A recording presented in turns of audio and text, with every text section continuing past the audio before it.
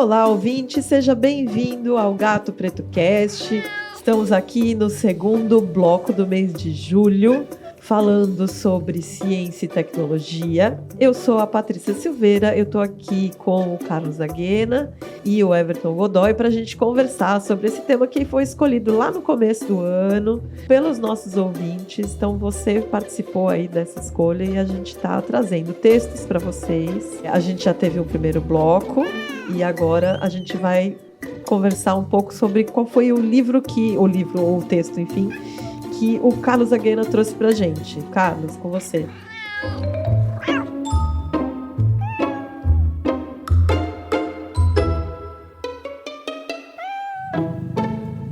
Olá, ouvinte. E assim como a Patrícia, eu também sou da área de humanas, né? Então eu pensei em trazer uma abordagem, né, uma visão humanística, mas no sentido até filosófico da ciência e tecnologia que está tão premente, né, tá tão meio que explodindo nos dias de hoje, né? E aí eu lembrei que o livro que inaugura a ficção científica, que traz um pouco esse tema, né, para a literatura, é Frankenstein, de Mary Shelley. É muito conhecido, mas assim, é pouco lido, né? E ele é muito conhecido principalmente por conta dos filmes que foram produzidos com esse personagem. E assim, eu gosto bastante desses filmes também, mas eles, assim, fundamentalmente eles abordam a parte mais terrorífica da história, né? Como um monstro, como algo assim que inspira muito terror, né? Mas se a gente vê mais o livro e menos o filme, eu acho que a Mary Shelley, ela traz um questionamento, uma reflexão que nos dias de hoje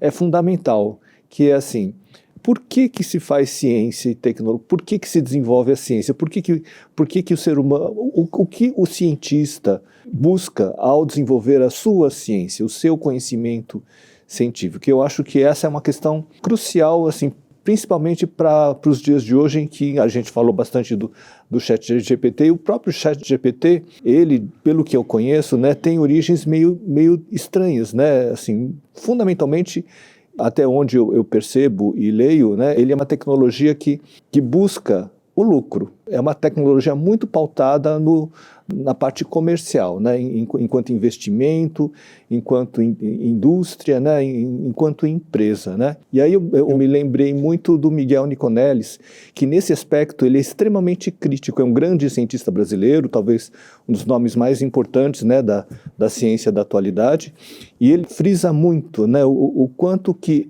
essa tecnologia está muito mais pautada, voltada para o lucro, para o comércio, né, do que propriamente para o desenvolvimento da ciência no sentido mais existencial mesmo, né, a ciência a serviço do bem-estar humano. Né, e aí o Frankenstein, que é um médico, né, ele traz de maneira muito dramática esse tema. Né, é um personagem que é muito claramente voltado assim, para o seu próprio sucesso. Ele quer ser uma pessoa famosa, reconhecida por uma descoberta. Ele está muito mais voltado para o autorreconhecimento do que para a ciência no sentido de oferecer para a humanidade, para o ser humano, né, assim, melhor qualidade de vida, né, uma ciência mais voltada, né, para o bem-estar humano. Ele está muito mais voltado para o sucesso pessoal dele. Né? E isso num momento que eu entendo até que é mais ou menos similar. Ele foi escrito no começo do século retrasado, em que assim, dá para reconhecer que a cultura, o Ocidente, né, ele está se voltando cada vez mais para a ciência e se afastando mais das explicações míticas, religiosas, mitológicas, né? Voltando assim, expandindo e olhando mais para a ciência, e a ciência com um grande entusiasmo, né? Tanto que ela até, eu li assim, a Mary Shelley ela se baseia num cientista da época dela, que realmente ele fez alguns experimentos com pedaços de cadáveres e tentando trazer a eletricidade como uma possibilidade de ressuscitar esses pedaços, né? E é um fato que realmente aconteceu naquele período e que se transformou num personagem que hoje é clássico, né? Mas assim, a que serve a ciência e a tecnologia? Né? Eu acho que essa é uma questão que o romance da Mary Shelley traz com muita ênfase, e eu acho que essa é uma questão que deve se fazer presente nos dias de hoje, principalmente para quem desenvolve ciência. Essa é a ideia que eu trouxe hoje. Muito bom, Carlos. Eu acho que é importante a gente, de qualquer forma, sempre pensar a priori para que a gente está fazendo as coisas, né? Por que eu estou fazendo ciência? Por que eu estou desenvolvendo conhecimento? Por que eu estou querendo educar? Para que eu estou educando? Quem? A quem, né? Também. Se a gente está falando com educadores aqui, a gente parte do pressuposto que a nossa audiência é essa. E a gente, como educadores, está produzindo conhecimento o tempo todo, né? Esse é meio básico, sim. E a gente sabe que o conhecimento, ele nunca é uma coisa individual, ele é sempre uma coisa coletiva, é uma construção conjunta, uma construção coletiva. E aí eu fiquei pensando, você trouxe o Frankenstein, que de uma certa forma todo conhecimento é construído de uma forma meio Frankenstein, porque é sempre de pedaços. A gente nunca o conhecimento não vem do zero, do nada absoluto, né? A gente sempre traz ele de alguma parte, né? Até aquela frase do Einstein que falava, se eu cheguei onde eu cheguei foi porque eu estive apoiado nos ombros de gigantes, né? Falando dos cientistas que vieram antes dele e nos quais ele embasou a pesquisa dele para poder fazer o que ele, né, chegar às conclusões que ele chegou, enfim. Então, de uma certa maneira, a gente sempre meio que faz uma colagem de informações, que é um pouco o que a inteligência artificial faz também. Agora, a gente tem que tomar muito cuidado com o que a gente... Duas coisas, com o que a gente quer com isso e se, de fato, a gente está conseguindo... chegando ao objetivo que a gente inicialmente pensou, né? A gente está fazendo monstrinhos ou a gente está construindo monstrinhos ou a gente está construindo coisas que realmente vão fazer bem para a gente, né? Pensando sobre essa questão da ciência, da pesquisa, inclusive foi algo que eu estava relendo o texto que eu trouxe para a gente discutir, no próximo bloco eu falo qual é, e me veio uma pergunta justamente sobre essa questão, como a pesquisa ela é feita? E vamos pensar assim, de forma bem pragmática, aqui no Brasil, que infelizmente não é um país que tem um grande investimento em pesquisa, mas a maior parte das pesquisas acadêmicas, vamos nos restringir a pesquisas mestrado, doutorado, as pesquisas acadêmicas, muitas delas elas funcionam com base nos incentivos de agências como, que no caso de São Paulo, FAPESP, CAPES, nível nacional. E se a gente pensar, para um pesquisador, ele ter acesso a uma dessas bolsas, alguém precisa aprovar o projeto de pesquisa dele.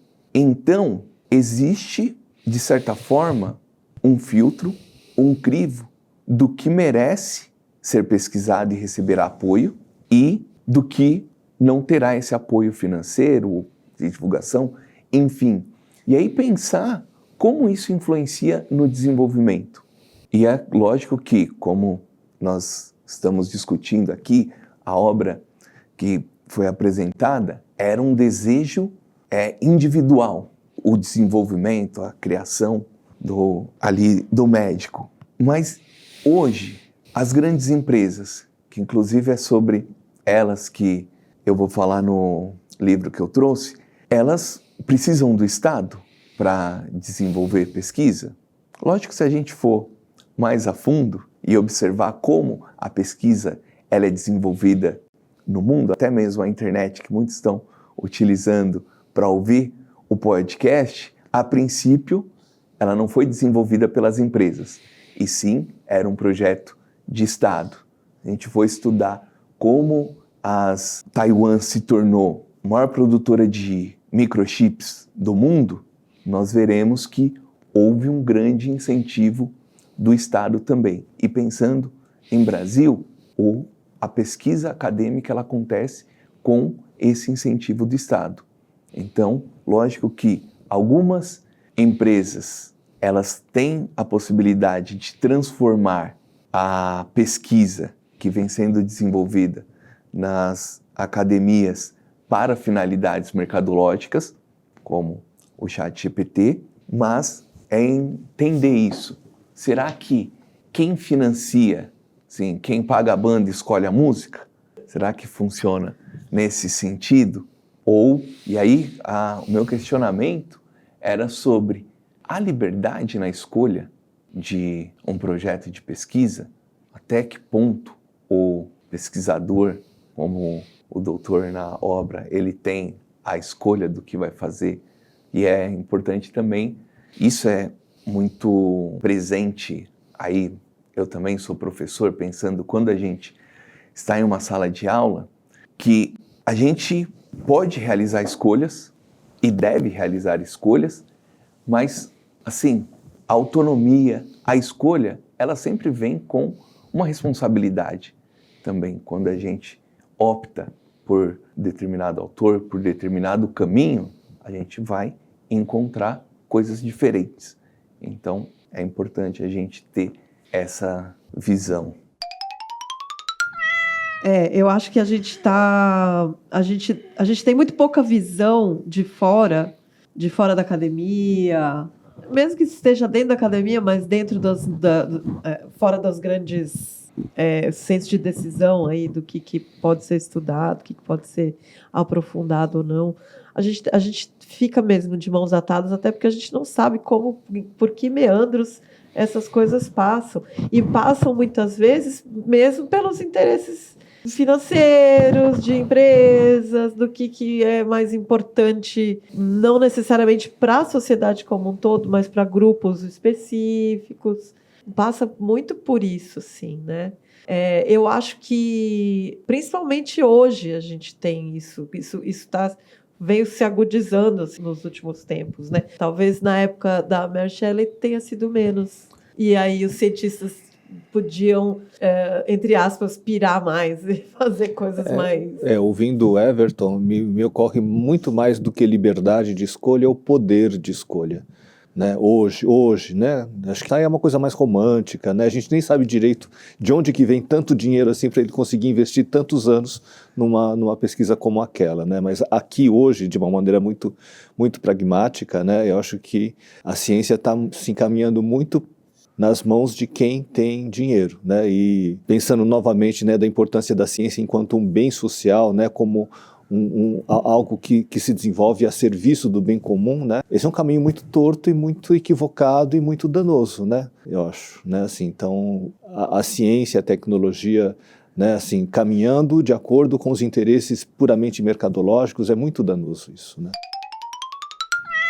Não, enquanto na sua primeira fala, trazendo um pouco do contexto da época da produção e pensando também na inteligência artificial hoje, a gente pega ali a transição do século XVIII para o XIX, nós estamos vivendo lá na Europa a Revolução Industrial. E o que acontece com a Revolução Industrial? Você consegue produzir muito mais em menos tempo, com auxílio das máquinas. Mas isso representou uma qualidade de vida para as pessoas. E muito do que se fala da inteligência artificial hoje, um dos principais medos que você abrir toda semana aí os portais de notícias, sempre vai ter alguém falando sobre quais profissões serão tomadas pela inteligência artificial. Só que pensar, muitas tarefas hoje elas podem ser automatizadas pela inteligência artificial. Isso de diversas formas.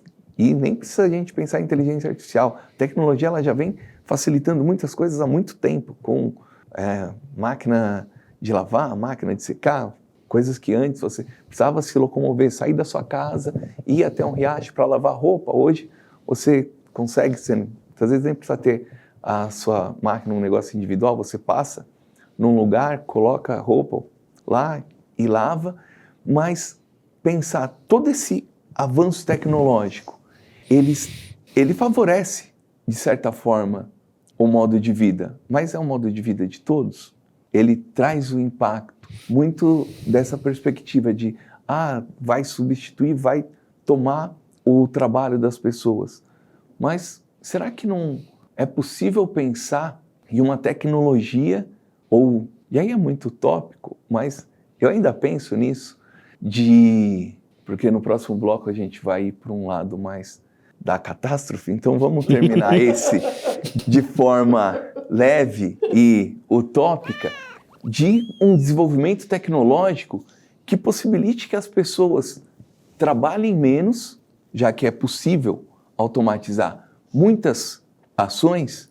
Vamos organizar a sociedade de uma forma onde a produção ela continue, as pessoas trabalhem menos, possam viver e tenham acesso a esses bens que são produzidos. Então, principalmente pensando em moradia, alimentação, saúde. É isso, né? A gente precisa pensar numa tecnologia que nos favoreça, né?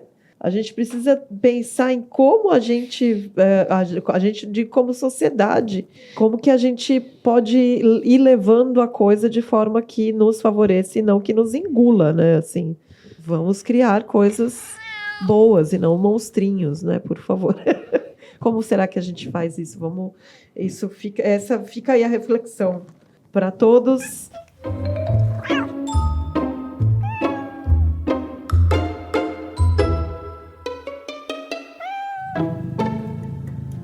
Vamos encerrando esse bloco, então. Convido vocês a ouvir o primeiro bloco, que já foi semana passada, os próximos blocos que vão vir ainda nas próximas semanas. E no mês que vem, gente, a gente vai tratar sobre feminicídio e masculinidades, tá bom? Em agosto. Então fiquem ligadinhos aí no Gato Preto Cast. E é isso, por hoje é só. Um abraço e um rol do gato para vocês. Tchau, tchau.